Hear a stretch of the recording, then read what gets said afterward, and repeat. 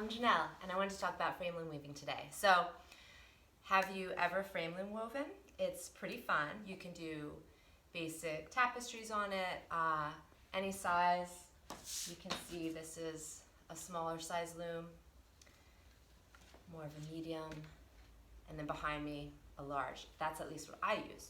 So I've built different renditions of these at different points over the years, and I love using the big one behind me and the small one actually. They're kind of my favorites.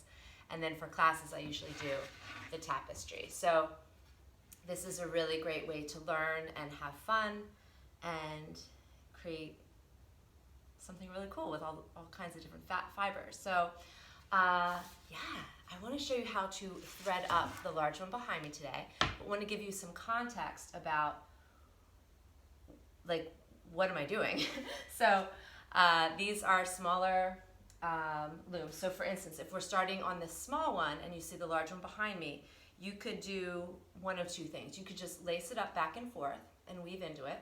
So this is a beautiful weaving that a student made for me this summer off of the mini frame loom.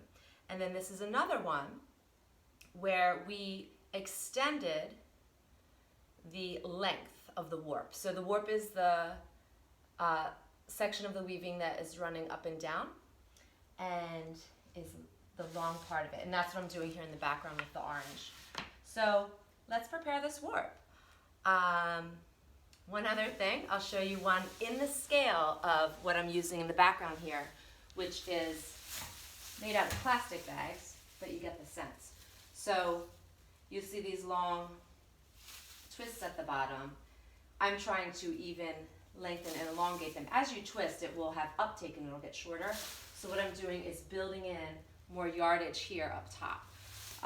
This is part of my Bag the Bag project, a community project here in Philadelphia Northern Liberties that we are working on to help bring awareness to how we use plastic bags and how we can improve on using less single-use plastic. So let's start. So this is about 4 feet tall. Usually what I do is I'll prop it up on either a bench, or I like to use other cones that are around. So let's get these nice cones, get the loom up on it. And then you just have access down below here to loop around. All right, so I already started. I'll just give you a little example of how to do this. So there are notches here in the bottom and the top, and I'm just going in every one. You can use any part of the loom. You could just use the side portion, you could use the middle, make it as wide as you want. I'm just going full the whole way across. Oh, and this is where I'm building in a little bit more length. So here's where I'm just reaching up as far as I am with my arm, making a slip knot, going back around the top, coming back down, releasing off the tube or cone. The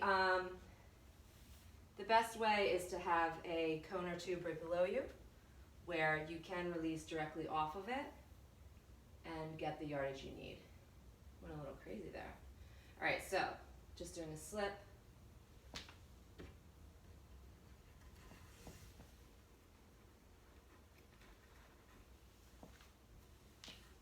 Every time I'm at the top, which then essentially will be the bottom of the weaving.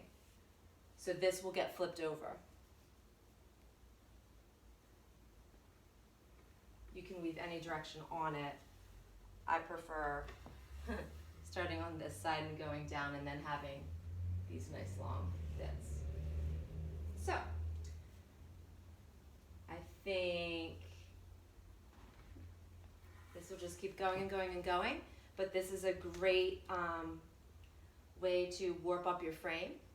If you have materials that you use as you start to weave into it that are pulling this out of the notches, you can just lash that on so it stays put. All right, thanks for joining me, and hope that you weave something awesome soon.